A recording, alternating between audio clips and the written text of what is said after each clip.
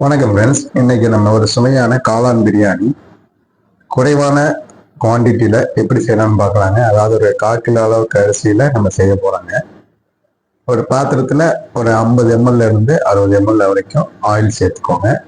இது கூடவே இந்த ஸ்பைசஸ்லாம் ஆட் பண்ணிக்கோங்க. என்னன்னு பார்த்தீங்கன்னா, ஒரு 2 துண்டு பட்டை, 2 ஏலக்காய், ஸ்டார் அனஸ், பிரியாணி இலை இதெல்லாம் ஆட் பண்ணிக்கோங்க. இது கூடவே ஒரு 150 கிராம் அளவுக்கு பெரிய வெங்காயம் கட் பண்ணி வச்சிருக்கிறேங்க. இந்த கட் பண்ணி வச்சிருக்கிற அந்த வெங்காயத்தையும் இது கூட ஆட் பண்ணிக்கோங்க. ஆட் பண்ணி நல்லா கோல்டன் கலர் வர வரைக்கும் நல்லா வதக்கிக்கோங்க. இப்போ இது கூட 1 டீஸ்பூன் அளவுக்கு மிளகாய் தூள் சேர்க்குறேங்க. மிளகாய் தூள் சேர்த்து குறைவான தீவில் அதை வதக்கிக்கோங்க. இது கூட மல்லித்தூள் ஒரு 1/4 டீஸ்பூன் சேர்க்குறேங்க. மிளகுத்தூள் அதையும் ஒரு 1/4 டீஸ்பூன் சேர்க்குறேங்க. மஞ்சத்தூள் ஒரு 1/4 டீஸ்பூன் சேர்த்துக்கோங்க. சேர்த்து இது எல்லாத்தையுமே லோ ஃப்ளேம்லேயே குக் பண்ணுங்க, ஹை ஃப்ளேமில் குக் பண்ணாதீங்க. இந்த ஸ்டேஜில் மல்லித்தலை ஒரு கொஞ்சமாக ஒரு 1/4 கை அளவுக்கு சேர்த்துக்கோங்க. 2 பச்சை மிளகாய் அதையும் இது கூடவே சேர்த்துக்கோங்க. சேர்த்து எல்லாமே ஒரு 5 செகண்டு ஜஸ்ட் ஒன்று வதக்கி விட்டுக்கோங்க. வதக்கிட்டு அப்புறம் பார்த்தீங்கன்னா புதினா சேர்த்துக்கோங்க. புதினா சேர்த்து அதையும் ஒரு 2-3 செகண்டு அதோட பச்சை வாடை போகிற வரைக்கும் ஜஸ்ட் ஒன்று வதக்கிக்கோங்க. இப்போ இது கூட இஞ்சி பூண்டு பேஸ்ட் அரைச்சி வச்சிருக்கிறாங்க. ஈக்குவல் ரேஷியோவில் அரைச்சிருக்காங்க.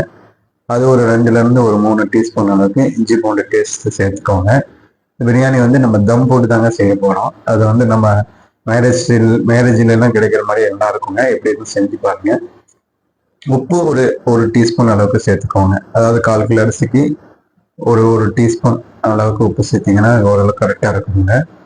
இப்போ இந்த ஸ்டேஜில் தக்காளி நம்ம சேர்க்க போகிறாங்க. தக்காளி பார்த்தீங்கன்னா மீடியமான தக்காளி ஒரு 150 கிராம் கட் பண்ணி வச்சுருக்கிறேன். அந்த தக்காளியையும் இதில் கேதுங்க. உங்களுக்கு அளவில் எடுத்துக்கிட்டிங்கன்னா ஒரு 2 தக்காளி கட் பண்ணிங்கன்னா கரெக்டான அளவாக இருக்குங்க. இது நல்லா அந்த எண்ணெயிலே நல்லா குக் ஆகட்டுங்க. 2 டீஸ்பூன் அளவுக்கு தயிர் சேர்த்துக்கோங்க. தயிர் சேர்த்து இது அந்த தக்காளி தயிர் இதெல்லாம் ஓரளவுக்கு நல்லா குக் ஆகட்டுங்க. தக்காளி சேர்த்த உடனே ஹை ஃப்ளேமில் வச்சுக்கோங்க. லெமன் ஒரு 1/2 டீஸ்பூன் அளவுக்கு சேர்த்துக்கோங்க. சேர்த்துட்டு தயிர், தக்காளி, லெமன் இது எல்லாமே ஓரளவுக்கு நல்லா குக் ஆகட்டுங்க. இந்த ஸ்டேஜில் தட்டு போட்டு மூடி ஒரு மீடியமான ஃப்ளேமில் ஒரு 5 நிமிஷம் நல்லா குக் பண்ணுங்க. தண்ணி எதுவும் ஊற்ற தேவையில்லைங்க. இப்போ காளான் ஒரு 200 கிராம் அளவுக்கு ஒரு பேக்கெட் காளான் கட் பண்ணி வச்சிருக்கிறேன். அந்த கட் பண்ணி வச்சிருக்க காளானை இந்த ஸ்டேஜில் ஆட் பண்ணிக்கோங்க. ஆட் பண்ணி அது எல்லாமே நம்ம கலந்து விடணுங்க. அந்த மசாலாலாம் அந்த காளானில் பிடிக்கிற அளவுக்கு ஒரு 2-3 நிமிஷம் நல்லா கலந்து விடுங்க. கலந்து விட்டு இதே மாதிரி ஒரு தட்டு போட்டு மூடி ஒரு 5 நிமிஷம் நல்லா அந்த மாதிரி குக் பண்ணிங்கன்னா அந்த காளான்ல அந்த தண்ணியெல்லாம் பிரிஞ்சு அந்த குக்கிங் ஆகிருக்குங்க. இந்த ஸ்டேஜில் ஒரு 2-3 டைம் நல்லா இந்த மாதிரி மசாலாலாம் அதில் பிடிக்கிற அளவுக்கு கலந்து விட்டுக்கோங்க. தண்ணி பார்த்தீங்கன்னா ஒரு 2 கிளாஸ் அளவுக்கு ஆட் பண்ணிக்கோங்க. நம்ம 1 கப்பு அளவுக்கு அரிசி சேர்த்துருந்தாங்க. அதுக்கு 2 கப்பு அளவுங்கிற தண்ணிங்கிறது கரெக்டாக இருக்குங்க. அதிகமாக சேர்க்க தேவையில்லைங்க. இப்போ நம்ம அரிசி ஃபஸ்ட்டு ஊற வச்சுருந்தோம். அந்த அரிசியை இந்த ஸ்டேஜில் அந்த 1 டம்ளர் அரிசியை இந்த ஸ்டேஜில் ஆட் பண்ணிக்கோங்க. இது அளவில் பார்த்தீங்கன்னா 250 கிராம் வருங்க. ஆட் பண்ணி இந்த தண்ணி கூட நல்லா ஒரு மீடியமான ஃப்ளேம்லேயே குக் பண்ணுங்கள். ஹையில் பண்ணிங்கன்னா சடனாக தண்ணி இதை வற்றிடும். அப்போ ரைஸ் குக் ஆகாம. இப்போ ஒரு தட்டு போட்டுங்க. இப்போ ஹை ஃப்ளேமில் வச்சுருங்க. ஹை ஃப்ளேமில் ஒரு 5-10 நிமிஷம் வச்சுக்கோங்க.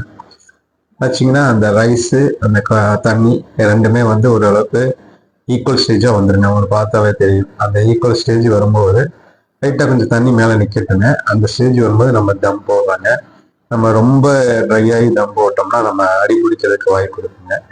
ஈக்குவல் ஸ்டேஜ் வந்த உடனே அது பழைய தோசைக்கல் உங்கள் வீட்டில் இருந்தால் அது தோசைக்கல் யூஸ் பண்ணிக்கோங்க. யூஸ் பண்ணாத ஒரு தோசைக்கல், ஏன்னா நம்ம இந்த இருக்கிற தோசைக்கல் யூஸ் பண்ணோம்னா அது நம்ம பழைய தோசை சுட்டா வராதுங்க. ஏதாவது பழைய தோசைக்கல் இருந்தால் இந்த மாதிரி வச்சுக்கோங்க. வச்சுட்டு அதுக்கு மேலே அந்த பிரியாணி பாத்திரத்தை வச்சுக்கோங்க.